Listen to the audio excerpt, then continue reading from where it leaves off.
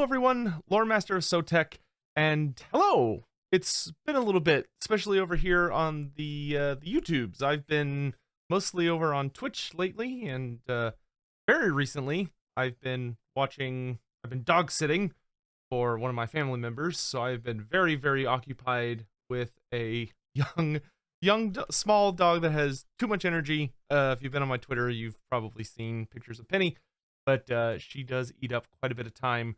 So I have been very, very focused over the last week, mostly with family stuff because of the holidays and then babysitting her and all that stuff. But she gets to go home tomorrow, and I will be free full time back to focus my efforts on other things. But anyway, in the meantime, a new patch came out, and I should have recorded this before the patch came out because I would have had time to record it just a little bit before, but didn't have time, so here we are now. So in any event, we're going to go ahead and just jump into this patch and talk about everything that appeared in it.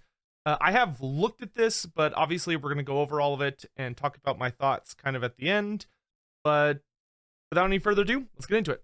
So the spotlight, so this is basically the main features that they're really wanting to draw attention to. This is very, very exciting for people that play the game, especially with friends, is that they've added in-game scenario customization and multiplayer. Basically, this just allows you to pick which of the in-game crisis modes you want to have unlocked, which scenarios, and that does include Ultimate Crisis, so you can actually have all of them activate. You can control the turns and the difficulty and all that good stuff. So if you've been playing with friends, currently it's just been on the default mode where it basically has all of them selected, and it only can go off either fairly late in the turns or on a long victory. But now you can customize it. And there is something really, really exciting that I'm going to be doing relating to this in the very near future, but I can't talk about it just yet because there's still a couple little things to hash out. But I do have kind of a fun event that I am planning that kind of revolves around the multiplayer Ultimate Crisis. But in any event, they've also added new little starter movies for all of the original characters. So this means that every single legendary lord in Total War Warhammer 3 now has had the same treatment. They all have cool little movies that give you, just a small focus on the character and give them just a little bit of a limelight, which is nice. This isn't necessarily like a massive deal by any means of the imagination, but it just kind of helps them get all on the same page. And I do think it is a good change. It was always a little funny that the 8 OG characters were just sort of standing there. They didn't really have any kind of fun movie or anything. And after we got the updated little intro movies for the Chaos characters with the Champions of Chaos, I'm really glad that they decided to go ahead and finish it by giving all of the original 8 their own little starter films, just to help, when you're kind of going through the character selection, especially for people that maybe are not familiar with these characters, it gives you a fun little opening to maybe catch kind of their personality, so to speak. Of course, they've had some bug fixes.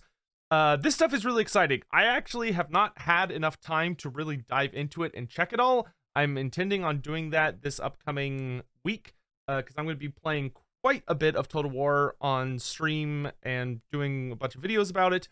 But landmarks are back, which is very, very exciting. Probably one of my biggest complaints about Total War Warhammer 3's Immortal Empires was that the amount of landmarks was very, very lacking. We just were missing a ton from the prior 2 games, and we also didn't really have all that many exciting new ones. So they have finally gotten around to adding all, or at least most, of the landmarks from Mortal Empires and Realms of Chaos, which is really exciting. We don't know for sure whether they've done all of them yet. I haven't gotten official confirmation on that, but we do know that we've gotten most of them. And then, of course, they did add many landmarks from the prior games that would make sense for the Warhammer 3 factions in with them. So now when you're playing as some of the new races, you'll be encountering landmarks that other races have had access to because they were more generalistic, but now of course you have them as well. Then of course they said they added some new landmark buildings, most notably that they put a landmark in Pigbarter for Nurgle, Tzeentch in the Golden Tower, Khorne in Galbaraz, and Slaanesh in Tor Elir. So these are all fairly close by to your start position. Some of these, the Tzeentches is a little further away. The Golden Tower isn't super close to a start position, but it's also not like awful. The other three, I think, are notably closer to their relative characters. A part of me thinks that maybe the Golden Tower building was originally planned when Tzeentch was in the Tower of Dawn, Tower of Dusk, whichever that starting tower is. But I think that's still fine. They also added a good number of 10-slot settlements back into the game from Mortal Empire's Realm of Chaos. That's great. Another pretty annoying thing was when you had settlements like... I'm not 100% sure which settlements are 10-slot and which ones have remained 8. But of course, hopefully like Carragate Peaks and other notable places like that should be pretty important, regardless of which race you're playing, but super important to certain races should be 10 slots, and really allow a lot of those major like racial capitals to shine and be really special places to get for the extra slots, if nothing else. Fixed a bunch of other bug issues. We're going to be skipping most of just kind of the bug stuff. They fixed some things where the Sires of Morkane can actually now be a vague threat because they were limited to one army, which is just very silly. But they have managed to get that fixed. They've smoothed out the versus objectives in Immortal Empires, where you actually have to defeat your opponent now. You have to capture the capital of all the other players. That way there is one definitive winner, and there isn't like a bunch of simultaneous victory and defeats. So that's good. I think that's a good change. Just to make those much more straightforward. Meanwhile, popping down, they've made diplomacy with in-game factions notably easier, where if you try to assist them with going up against an enemy that they hate, they are more likely to accept that because they'll see it as a good thing, which is good because sometimes that could be seen as a negative effect, despite the fact that they shouldn't be losing in that deal at all. Vassal factions are now more reliable to join their master's wars, which is good. Sword of Cain got some bug fixes, yada, yada, yada. This was a really nice change. Apparently from a community member named Shadowstorm1985, I guess was responsible for the one either bringing it to their attention or suggesting the fix. But now dilemmas for loyalty events will show the character in question. It used to just be you would get a loyalty event, and if you didn't have it memorized, you would not necessarily know who the character was or what their loyalty stat was. Now, both of those things will be displayed, so that helps out significantly. They've also done some tweaks to the AI, where the AI has a little better selection when choosing where to build outposts in certain circumstances, and also the AI is more likely to accept peace treaties when far away from you, which is good, because the AI should... if you're not near each other, then war doesn't really help anyone. And just continuing it for the sake of continuing it is stupid. So I think that is a very solid change. And then the Great Bastion has apparently had an exploit fixed where it is back to being the greatest of bastions, where it cannot be bypassed by any means in existence. You can't underway it, you can't teleport over it, you can't even tunnel under it. So it is a solid defense. Meanwhile, we see that the Crumbling mechanic has received some tweaks due mainly to and this is something that I've definitely noticed, especially in like the multiplayer sphere, but it is notable in single player, where Crumbling for the Undead was not really good at the moment. It really felt like the Undead could easily just ignore the mechanic, and it virtually never came up for them. And Undead should definitely be a faction where, if their leadership is flagging, they should really start falling apart. So they have taken a swing at this. It's not a huge swing, but basically what they did was that a lot of factions got notable leadership buffs in Update 2.2. So in 2.3, they have toned down the leadership on all of the Undead factions to try and make it where they will be more likely to enter Crumbling sooner. That way, they will take lots of damage over time. And they do note here, and this is kind of interesting, they do have a note where they want it to be clear that the Undead Crumbling is supposed to be notably different from demonic instability, where demons are supposed to have pretty good leadership, but when they do break, they pretty much they take a massive amount of damage and they're basically gone very quickly. Whereas Undead are more slowly but surely falling apart over a longer period of time.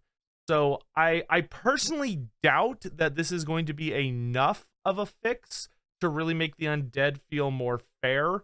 I bet they're either going to need some bigger leadership hits, or they're still going to need to speed up the damage a little bit, just because the amount of health that so many undead units have is just obscene. And they also consistently tend to have some form of regeneration in mass amounts, but we will have to see. Meanwhile, heading on to individual faction changes, we see with Bretonnia that they've got some tweaks to make it so that they're a bit better, because they're underperforming, which is not shocking. Bretonnia always has had a little bit of problems, but we'll see how this suggested fixes go. So they fix the faction banner colors for Reponse, which is cool. This was a huge thing. This was something that was just getting me all rustled up all the time, and I'm very glad it's fixed. I sent a good number of little DMs about it, but they have finally fixed the issue where Bretonnia didn't have randomized colors, which is so nice. So Bretonnia finally looks like Bretonnia again. When they transitioned to Game 3 with the new faction color system, there was a problem where all the Bretonnian horses were just the same color. All your knights were the exact same color. They were your faction colors, which was stupid because that's not what Bretonnia is. Bretonnia does not gather their knights by going to like barracks and places of like military bastions around. Like, there's no knightly chapters. There's no places where knights tend to hang out in mass where they're like, we need knights. And they're like, oh, okay, we'll send out a unit of formally trained guys. No, generally speaking, for Bretonnia, it is a collection of individuals who answer the call.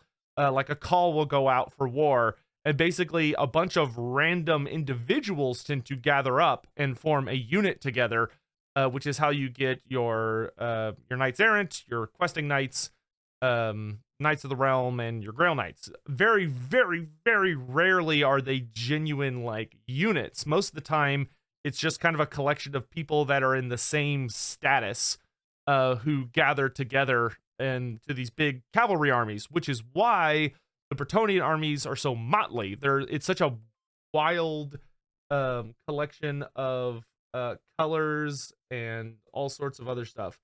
That is mainly because it's all about these different individuals from all of these. They're all from different kingdoms or different houses, which is why all of their iconography is different. They have different colors and all this cool stuff, which I'm really glad that they have fixed that, so they are back to being who they're supposed to be.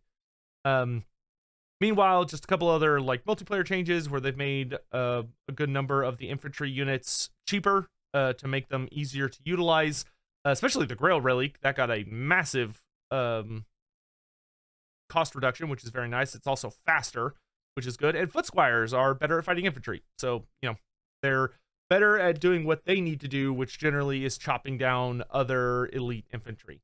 And then this is actually a really interesting change for both multiplayer and single player, which is that the lance formation, which is the optional button you can click when you're dealing with your Bretonnian cavalry, where they go into the kind of triangle formation instead of being like the typical box, has had its buffs rearranged a little bit.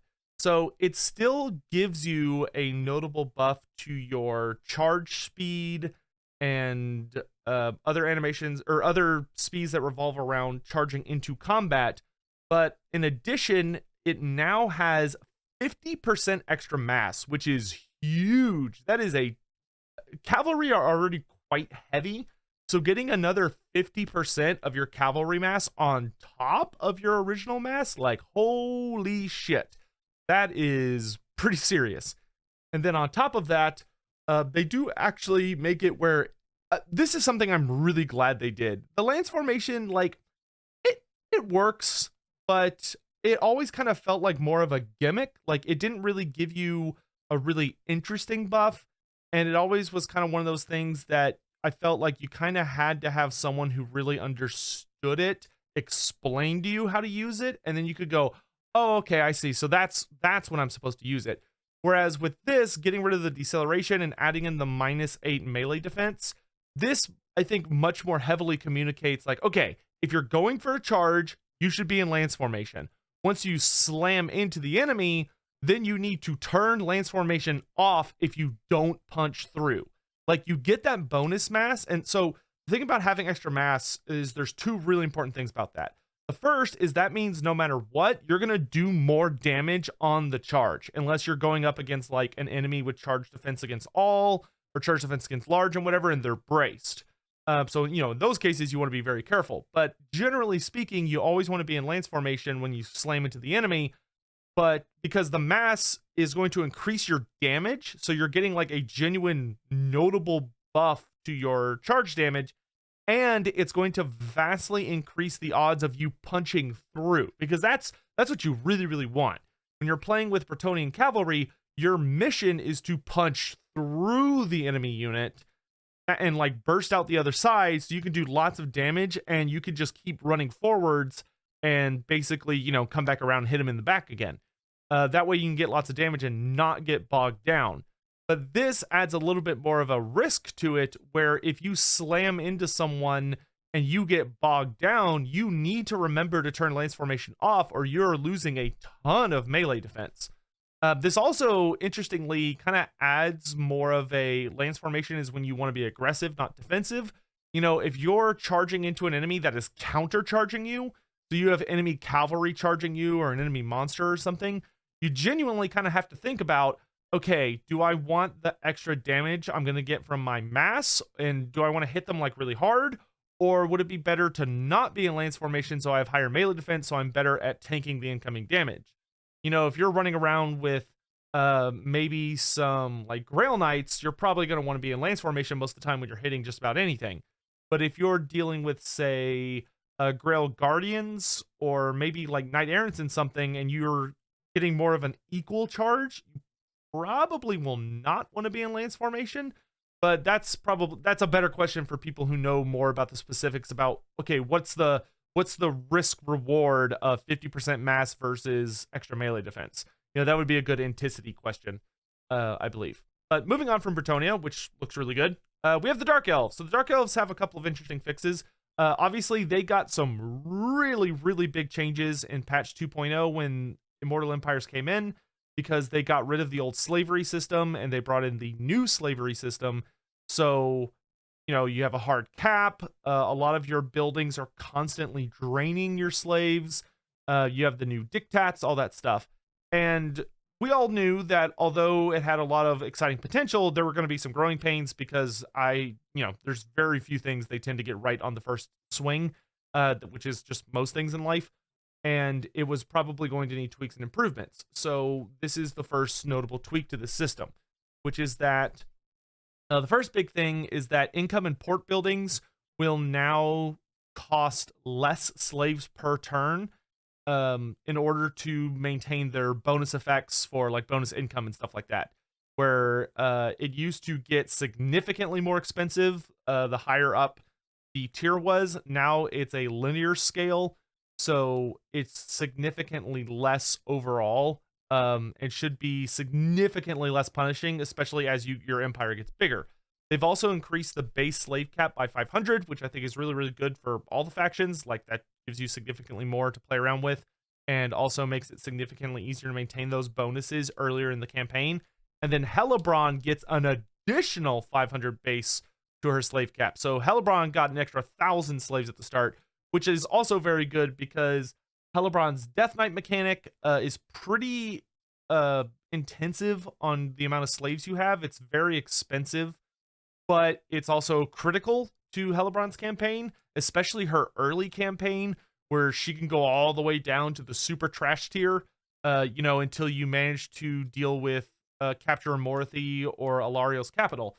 So being able to acquire significantly more slaves at the beginning of your campaign will help out a lot with Hellebron, and also functions a lot better with her base mechanic because she has the Death Knight also costs more slaves every time you use it. So it could be very, very punishing, the new system. So that's a good change. Also, they've changed it where one of the basically what I like to call kind of the useless tier techs. So most of the tech, not every tech tree, but many tech trees in Total War Warhammer sometimes will have a useless tech, which is basically like if you want to get into this new branch of the tech tree, you have to get this particular tech that opens that tree up, but the tech to open it doesn't really do anything. Like it takes time to research or money or whatever, but it doesn't really have an effect. It's just kind of there. It seems that they're trying to change that with this patch, where both for the Dark Elves and the High Elves who had this in spades, they're tweaking that a bit. So for the Dark Elves, they have I think it's like upgrade 1, 2, 3, 4, and maybe there might be 5. There's either 4 or 5. I forget how many tiers there are. But all they do, I believe, is add growth to Black Arcs. Well, now the upgrade 3 tech also decreases the amount of consumption so decreases the amount of slaves you lose on a turn-by-turn basis by 25%, which is fantastic. I'm curious if this will also work on like dictats and the rights. I have to test that, but at the very least, it works on the turn-by-turn stuff, and 25% is a pretty serious number, especially in the later campaign when you have like a ton of territory, so your slaves are draining very, very quickly. And then also they've significantly buffed raiding stance for Dark Elves, which is very exciting, because Dark Elves are one of those factions that I feel like the raid stance should be their bread and butter. It should be what they heavily specialize in. And so with this, slave stance raid stance has become significantly stronger, where now instead of just gaining like a flat number of slaves per turn in raid stance, you gain slaves in proportion to the size of your army, or the strength of your army, I should say, and the income of the region you're raiding. So you are much more heavily rewarded now to be sending powerful armies to acquire slaves, and to also go into areas that are rich with resources and actually spend multiple turns raiding them. Because it used to be it wasn't worth it. Like the only reason you'd really be in raid stance was maybe you wanted some extra experience or something, but it just wasn't in and of itself that beneficial. Hopefully this will push it much more towards being genuinely beneficial, but that remains to be seen. And then they've tweaked Hellebrand's blood voyages in multiplayer, which is cool. Dwarfs, just a little bit of a bug fix thing. Grand Cathay got some very small but important changes. So most notably, they've made it where yin and yang buildings can now be converted into the opposite type, which I think is a good reversion back to the original way.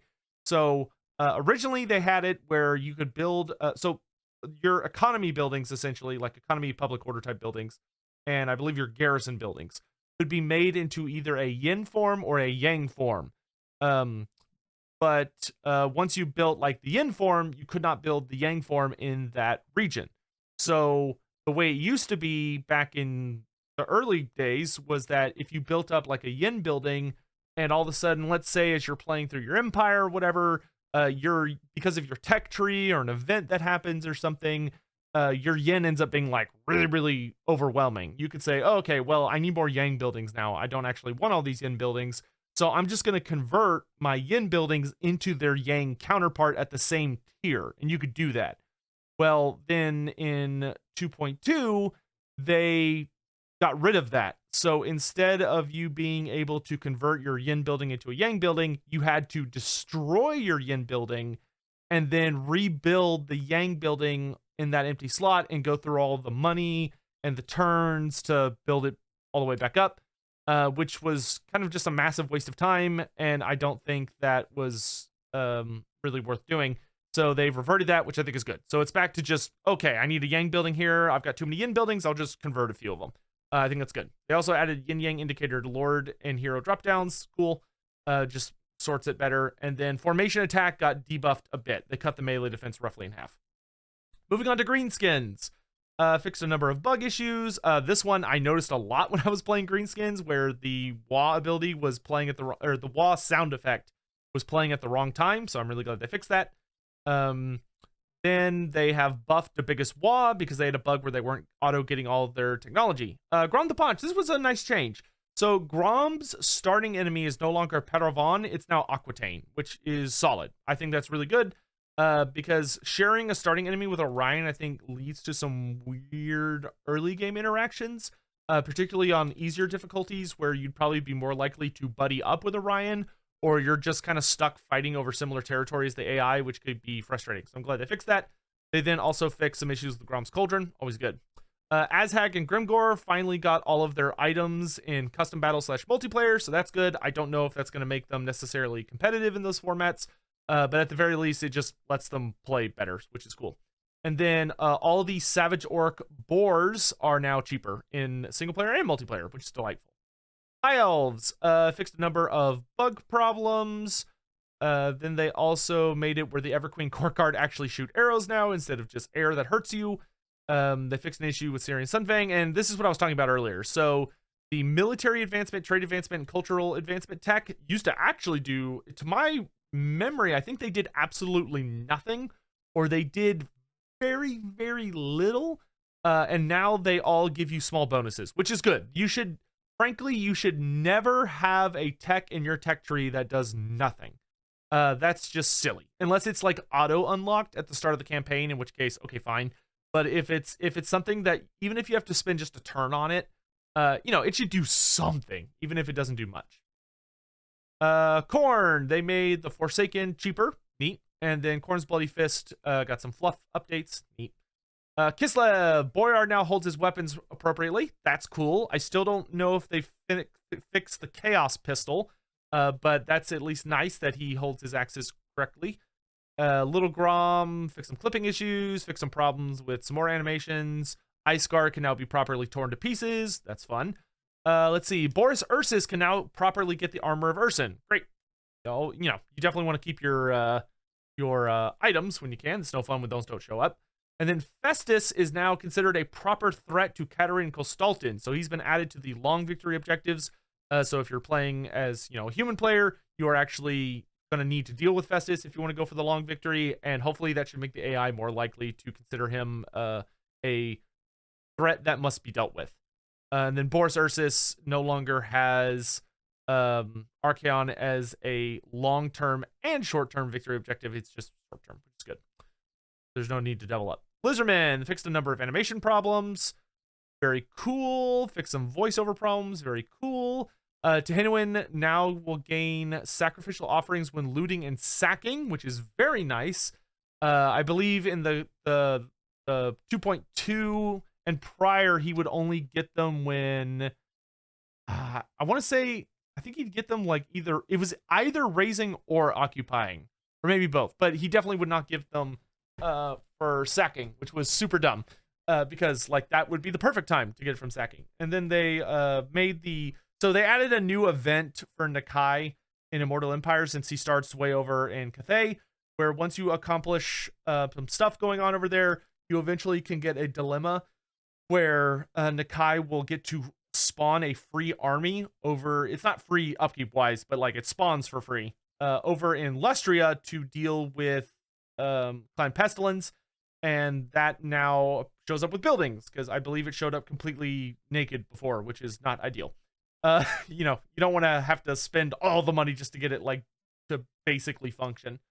Norsca monster hunts now function properly, though they do note that they think they've solved it, but there may still be issues. So if you're having issues with the monster hunts, please let them know. Please submit those bug reports. Then Kihar the Tormentor got some bug fixes, and Marauder Horsemen and Horse Masters are now cheaper in multiplayer to try and make Norsca more competitive. Moving on to Nurgle, they make a note that Chaos Shrines for characters are more expensive, but in exchange, they have notably buffed the Great Unclean One, which is nice. The Great Unclean One I felt was definitely the weakest of the Greater Demons. He kind of felt like the weakest of the Greater Demons. Like, I feel like he's the most necessary of the four, because I feel like the other four gods have better, their other tools are better. But the Great Unclean One now has 10 more armor. It's much harder to just circle beat the shit out of him, because he has a smaller surface area as far as how many people can attack him that are surrounding him as easily, and he also has bigger splash attacks. So basically, he's tankier, he's harder to kill by just purely surrounding him with stuff, and when he is surrounded, he has an easier time hitting more people. So he's just better in bigger fights, which is nice.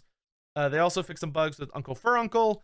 The Great Unclean One's tongue animations got some updates, which is cool, and then some translation stuff. Ogre Kingdoms Ogre Kingdoms are definitely a faction that I think needs a pretty significant numbers of looking intos, especially Greasus. Greasus practically needs a rework at this point. Like Greasus has got to be bigger. Greasus needs some animation tweaks. Greasus needs some serious stat tweaks, tweaks. He is an absolute mess right now. Like he's bearable in single player, but he's not good.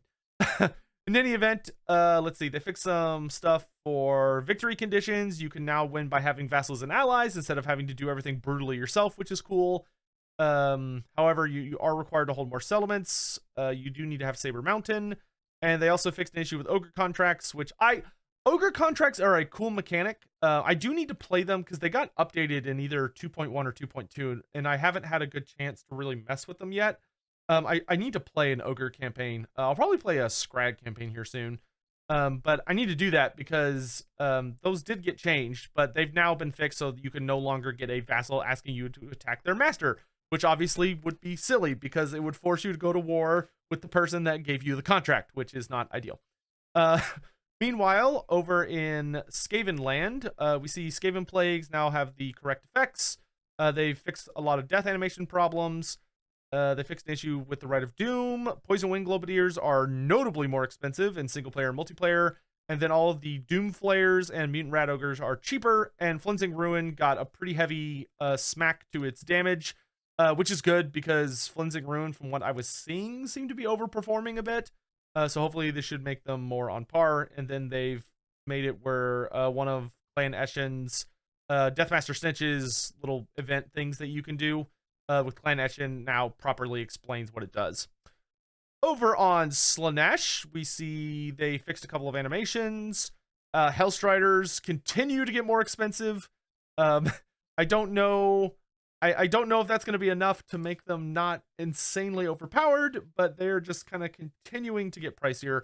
I still feel like the mark of Slaanesh is too strong compared to the other marks. Because, frankly, so the mark of Slaanesh in Warhammer Fantasy Tabletop, the only thing it did was give you immune to psychology. Which is why in Tabletop, it was generally considered the shittiest mark. Because, like, immune to psychology could be good. Like, you know, it could be pretty nice on a lot of your, like, some of your trash units that you really... Or, like, if you had, like, Chosen, it could be good on them to make sure that they would, like, stay and fight no matter what. And some other circumstances. But... In Total War, immune to psychology is much, much better than it was in Tabletop, unless you go back to like 6th edition when terror bombing was more of like an effect area, because it was like 6 inches away from terror causers instead of being charged by them. But anyway, but it gives immune to psychology. It gives you more speed, and it gives you 10% physical resistance, and there's no downside, which to me seems like that's a bit much. Like, I could understand maybe 2 of those 3 things, but I feel like all 3 of them together is just, I think that's too much. That's just me personally. Like I understand the idea behind the physical resistance is like, oh, they're not bothered by pain, so they would keep fighting even when, like, most people would be like, oh god, my leg. But at the same time, I feel like the immune to psychology already covers that. So I feel like just the speed and immune to psychology, the end would be fine. I don't really understand why they have the physical resistance. That's just me, though. On to the Empire. They fixed a lot of little bugs. With the Empire apparently had a bunch of bugs. So they fixed a lot of those. Runefangs were getting stuck on characters. They fixed that. Wolfheart's hostility wasn't going up. They fixed that. Handgunners had a ton of animation problems. They fixed that. And then a bunch of siege weapons got fixed. Electrocount events were no longer going off during campaigns. That has been fixed, which is really good because events are like some of the bread and butter, I think, of a lot of the campaigns. So if your events break, that sucks. So glad they fixed that. They also got rid of the Indomitable skill from Karl Franz's skill tree and replaced it with Tenacity. So he no longer gets bonus leadership. He now gets bonus health, which is great because he can get Unbreakable in his personal skill tree. So why would he need Indomitable?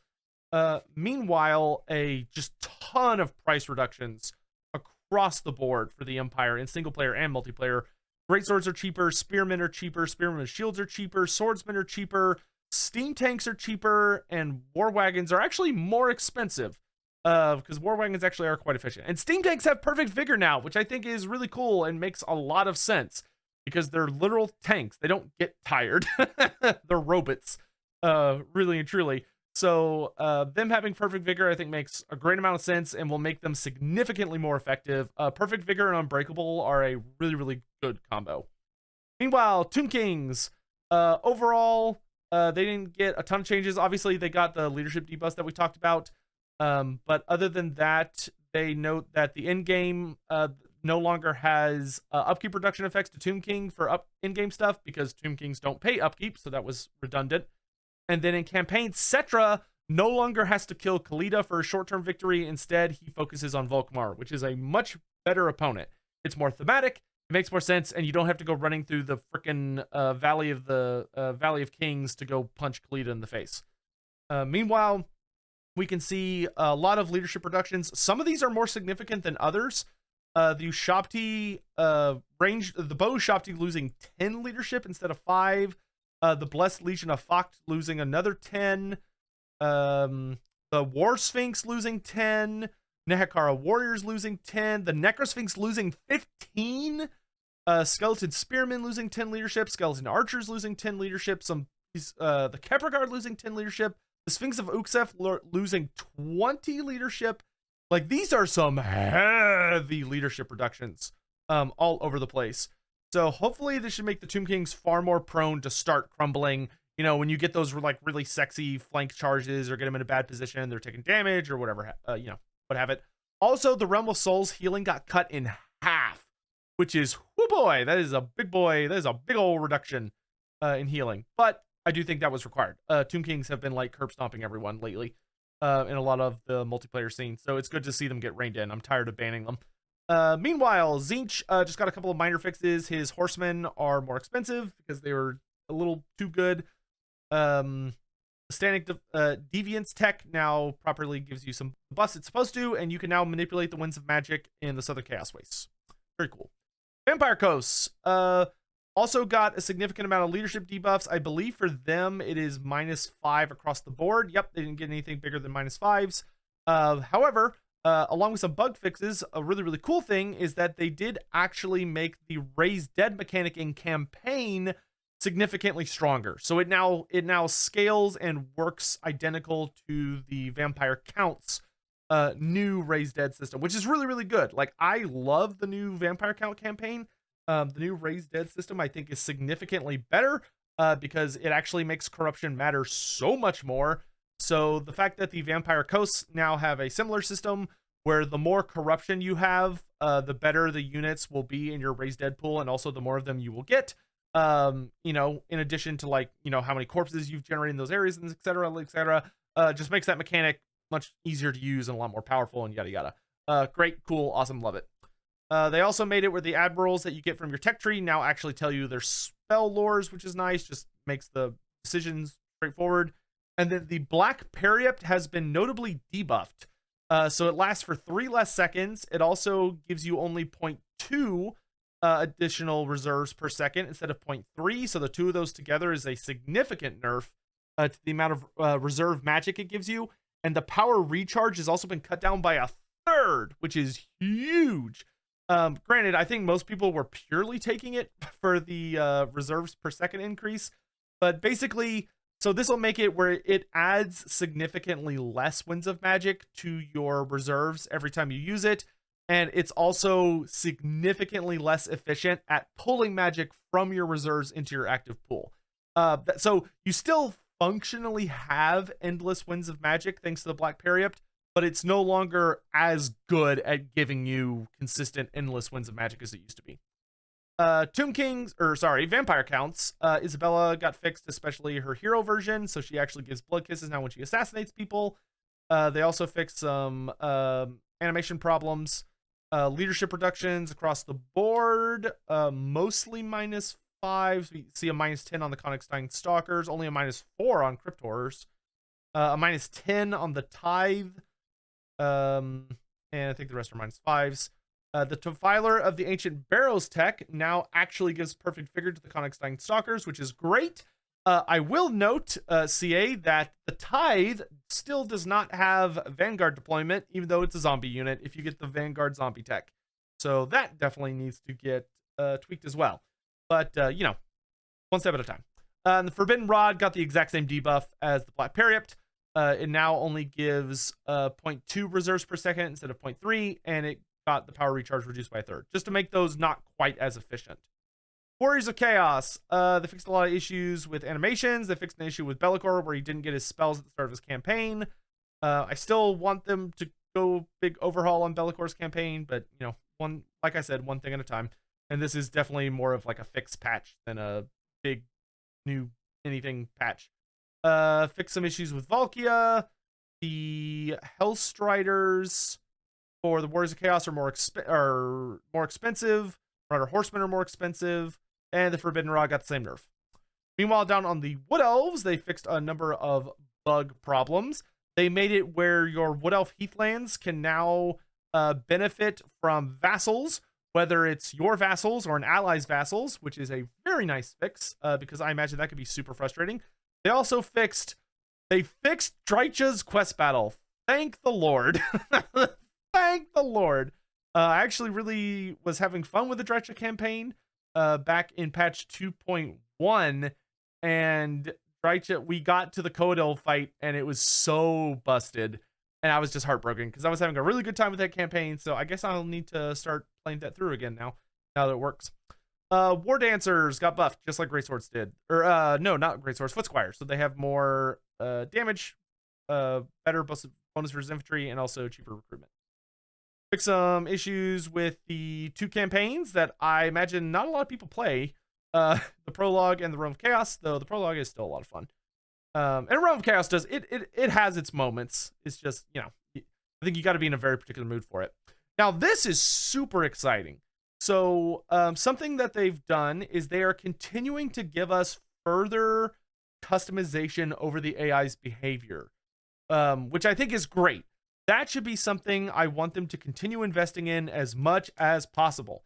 I think it is so key for the player to be able to customize the AI to the experience they want to have when playing campaign. Because probably one of the biggest complaints that I've seen for Total War consistently, or at least the Total War Warhammer series, has been that, generally speaking, when you would play the game, the difficulty did not have any impact on how the AI behaved. Instead, the difficulty would directly relate to the AI's stats.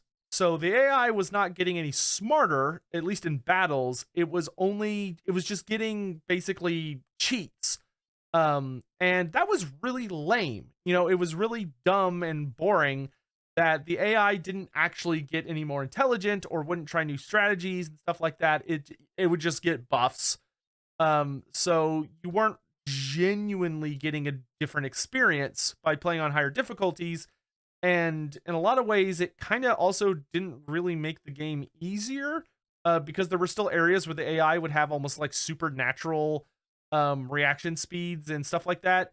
Whereas then on higher difficulties, you could be in situations that you would play super well, but it would turn into an absolute slog just because the only difference was that the AI would have like a billion additional leadership. But in any event, what they have added in are that the difficulty modifiers now control some of the AI behaviors, which is super great. So now if you are on easy difficulty, the AI is never going to try and dodge anything you ever throw at it. It's literally just going to face tank it, and that should make life very easy. On normal difficulty, the AI will attempt to dodge direct damage spells. So if you use something like Searing Doom from the Lore of Metal, where it like rains metal down on top of them, they should try and dodge it. Stuff like that. I don't think this is necessarily the AI's strong suit, but, you know, they'll at least attempt it. You know, bounds or spells that have like templates that show up, you know, breath spells, vortex and stuff like that. It's good to see the AI try and dodge it, you know, unless you have them like really pinned down. On hard difficulty, they gain the ability to, they will still try to evade spells, But now they will also try to evade light projectiles while fighting in settlements. So if you're battling them in a settlement battle and you're shooting at them with like archers or handguns and stuff like that, they're going to attempt to get out of the way and not just sit there and face tank it. So if you're playing on hard, you're not going to have as easy of a time like walking into one of the lanes that takes you into the city and just firing all your guns into the face of the baddie. And he's just going to be like, oh, my unit died. I guess I'll just rotate a new one in. And then you shoot them in the face. And he's like, oh, dang. Like he's going to try and hide behind a wall or something. Or will presumably try and do something about it. And then on very hard difficulty, they will try and evade spells. They will try to evade light projectiles in settlement. And they will also try to evade artillery. So if you're playing on hard and you have a lot of war machines, you can just keep firing all your artillery and the AI is just going to sit there and eat most of it. Whereas if you're fighting on very hard or legendary, they will attempt to avoid it. So, just ways to make the battles more difficult and make a lot of your tools not as reliable, which is good. I think that's genuinely good. And then range unit target selection. This also is a really good way to make the AI feel smarter or dumber. Though I'm curious to see how well it works, is that if you're playing on easy or normal, the AI will simply, whenever it's using its shooting units, it's simply going to shoot the first unit that comes into contact. So you run in something that's got shields and a lot of heavy armor, well, it's the first thing in range, I'm going to shoot at it. You throw in a monster, oh, I'm going to shoot at it. If you play on hard, the AI will attempt to prioritize soft targets, so things that the AI thinks it has a better chance of killing quickly. So like large single entities that don't have a lot of armor, or maybe single entities that do have a reasonable amount of armor, but like they have munitions that are good against it, or focusing on like your some of your more skirmish type units and stuff like that. And then on very hard difficulty, the AI has a set of priorities where its top priority when it can is to try and focus fire on a single unit.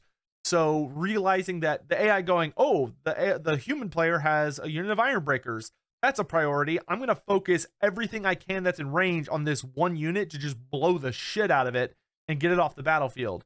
And if I can't do that, or for some reason either there's just not really good target or there's a lot of targets or whatever, it's going to try and prioritize shooting the soft targets. And then if you're using very evasive units, it should deprioritize those. Once again, not sure how exactly well that's going to work.